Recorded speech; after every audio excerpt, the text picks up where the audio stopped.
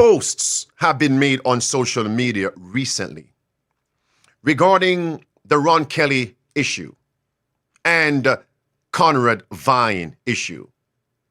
And I've seen several posts stating that we should not side with Elder Conrad Vine because Elder Vine believes and teaches false prophecies based on the end times.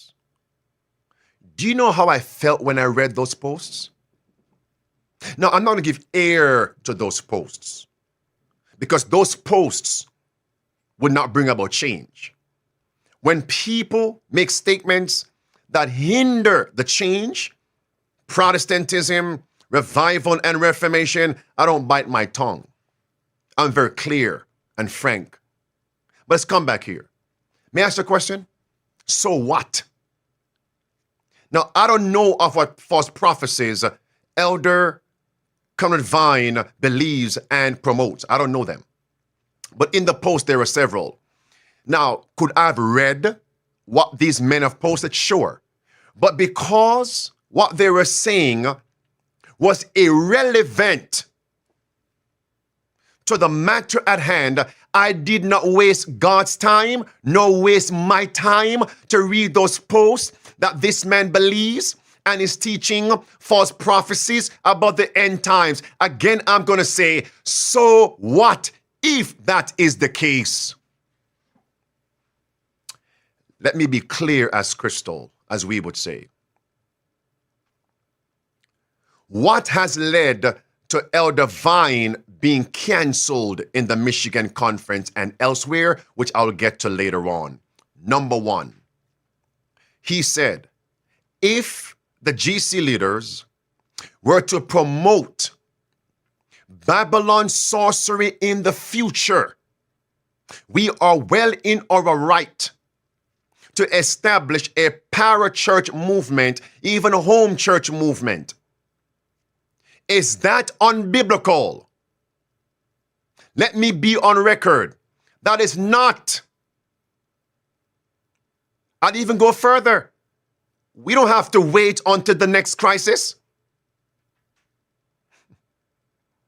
Number two,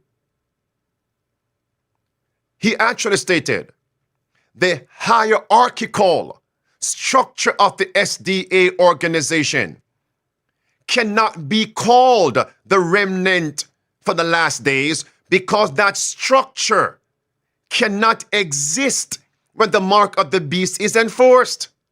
You can't buy or sell. So if it is still operating as it is today, that means it has compromised, apostatized from the truth. Is that wrong? Error? Come on now. Once Pope revives, the true church goes into the wilderness in hiding, just as between 538 and 1798. That's clear. And once she was reigning, the church was in hiding. 1798 Popery lost her power to persecute, the silver arm. She went into hiding, seclusion, and the church became public again. Public protest, 1798 and beyond. So when she regains power, mark of the beast crisis, the church cannot be functioning publicly. This structure, what's wrong with that? That's biblically sound. And then he mentioned the redirecting of tithe, his words, to other faithful conference. That's what he said. Now, based on his words, what's wrong with that? That's the issue. But these men, they're trying to deflect from the real issue. You expect me not to say something? You don't know me. They are going to be sorry I was born, by God's grace.